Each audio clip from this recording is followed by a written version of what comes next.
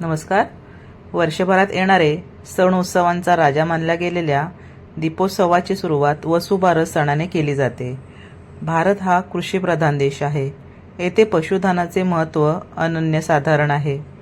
भारतीय संस्कृतीत गायीला मातेचा दर्जा देण्यात आलेला असून ती पूजनीय मानली गेलेली आहे. तिच्या प्रतीच्या कृतज्ञतेतून वसुबारस या दिवशी गाय आणि तिचे वासरू यांची पूजा केली जाते. यंदा एकादशीलाच वसुबारस साजरी केली जाणार आहे.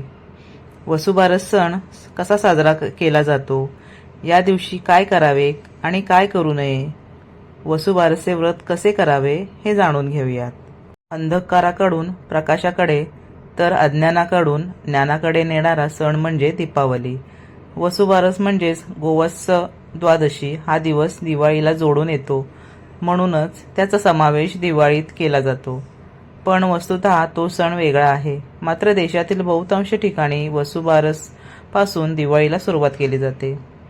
यंदा सोमवार दिनांक 28 ऑक्टोबर रोजी अश्विन कृष्ण एकादशीला वसुबारस आणि रमा एकादशी आहे.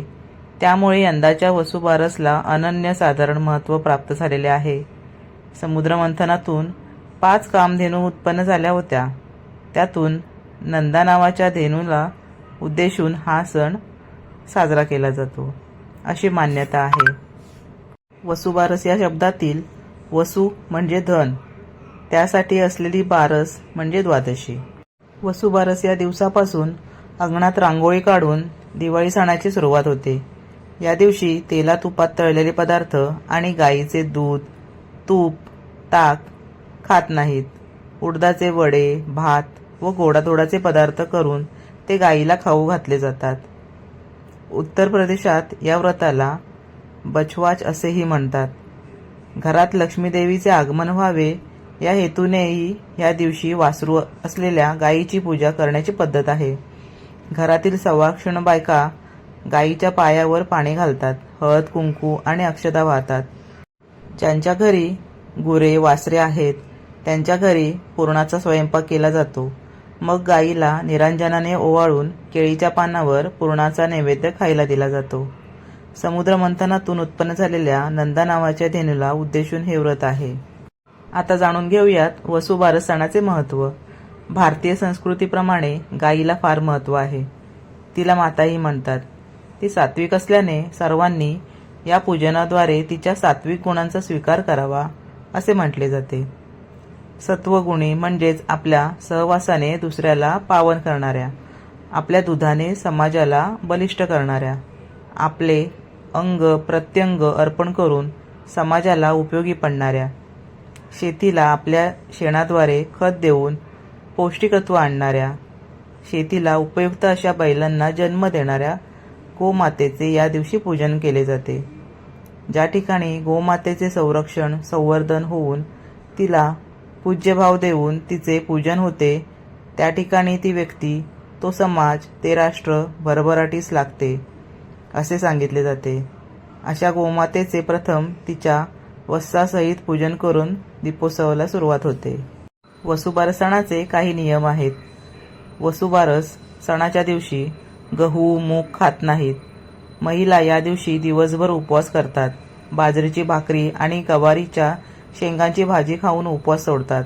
या दिवशी दूध, दुधाचे पदार्थ, तळलेले तसेच तव्यावर बनवलेले पदार्थ खात नाहीत. वसुबारस साजरा करण्यामागे अजून एक गमतीशीर माहिती अशी आहे की दिवाळीच्या दरम्यान वातावरणामध्ये अधिक प्रमाणात ऊर्जा निर्माण होत असते, ज्यामुळे वातावरणात अस्थिरता आणि प्रणाली तापमान वाढत असते. हे टाळण्यासाठी म्हणून 100 कोटी देव जिच्यात सामावलेले आहेत अशी ही आपली गोमाता पूजनीय आहे. तिच्यामध्ये देवांची देवी किरणं शोषण्याची कमाल क्षमता आहे. गाय देखील कृष्ण स्वरूपात प्रभू प्रतिनिधित्व करत असते, म्हणून या दिवशी उपासना करतात. ज्यांच्या घरी गाय आणि वासरू आहेत ती माणसे या दिवशी संध्याकाळी गाय आणि वासरू यांची पूजा करतात. गायीच्या पायावर पाणी घालतात. गायीला हळदी कुंकू फुले अक्षदा वाहून फुलांची माळही घालतात. वासराचीही अशा रीतीने पूजा केली जाते. निरांजन ओवाळले जाते. गायीच्या अंगाला स्पर्श करून गायी आणि वासराला गोडाचा नैवेद्य दाखवला जातो. नंतर गायीला प्रदक्षिणा घातली जाते. जवळपास गाय उपलब्ध नसल्यास घरी पाटावर रांगोळीने किंवा तांदळाने गाय आणि वासराचे चित्र काढून देखील पूजा केली जाते. काही ठिकाणी पाटावरती मूर्ती मांडून, तुमच्याकडे जर धातूची मूर्ती असेल तर ती पाटावर स्थापन करून घ्यायची आहे. तिला जल अर्पण करून हळदी कुंकू, अक्षता, फुलं वाहायच्या आहेत. त्यानंतर गोडाचा नैवेद्य दाखवायचा आहे. असं करून आपण ही एकदम सोपी पूजा मांडून घेऊ शकतो.